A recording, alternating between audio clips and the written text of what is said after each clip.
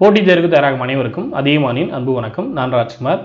இந்த வீடியோவில் ரெண்டு முக்கியமான விஷயம் சரிங்களா. ஒன்று உங்களுக்கான ஒரு ரிமைனிங். இன்றைக்கி வந்து லாஸ்ட் டேட். நீங்கள் டிஎன்பிஎஸ்சி குரூப் 2 குரூப் 2 எக்ஸாமுக்கு இன்னும் அப்ளை பண்ணல அப்படின்னா தயவு செஞ்சு அப்ளை பண்ணிவிடுங்க சரிங்களா.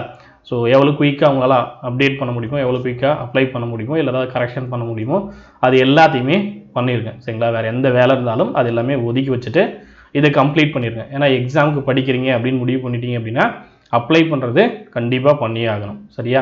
ஒருவேளை நீங்கள் குரூப் 4க்கு தான் படிக்கிறீங்க, இந்த எக்ஸாமை எழுதி பார்க்கணும் அப்படின்னாலும் அப்ளை பண்ணாமல் இருந்தீங்கன்னா அப்ளை பண்ணிக்கோங்க.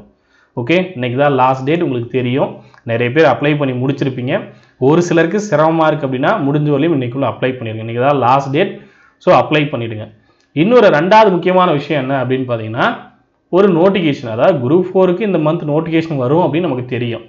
ஒரு பழைய நோட்டிஃபிகேஷனை எடுத்து எடிட் பண்ணி நம்ம ஆளுங்க யாரும் என்ன பண்ணியிருக்காங்க, ஷேர் பண்ணி விட்டுருக்காங்க சரியா. இது நிறைய இடங்களில் டெலகிராமில், வாட்ஸ்அப் அப்படின்னு டெலகிராம் நிறைய பேர் கால் பண்ணி கேட்டிருக்கீங்க. ஸோ இது வந்து ஒரு ஃபேக். குரூப் 4க்கு ஒரு நோட்டிஃபிகேஷன் ஷேர் ஆகிடும். நோட்டிஃபிகேஷன் வரும், அதில் மாற்று கருத்து இல்லை. ஆனால் ஒரு நோட்டிஃபிகேஷன் உங்களுக்கு ஷேர் ஆகக்கூடிய நோட்டிஃபிகேஷன் பார்த்தீங்கன்னா அது ஒரு ஃபேக். விஓக்கே 1600 வேகன்சி, மொத்த வேகன்சி 10,000 வேகன்சி அப்படின்னு ஒரு பிடிஎஃப் ஷேர் ஆகிட்டு இருக்கும் சரியா.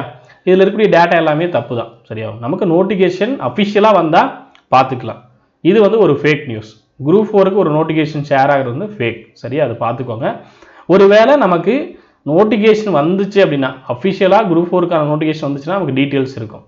என்ன பண்ணியிருக்காங்கன்னா ஒன்றும் இல்லை, 2019 நோட்டிஃபிகேஷன் எடுத்து அப்படியே எடிட் பண்ணியிருக்காங்க. இது 2019 நோட்டிஃபிகேஷன் சரியா.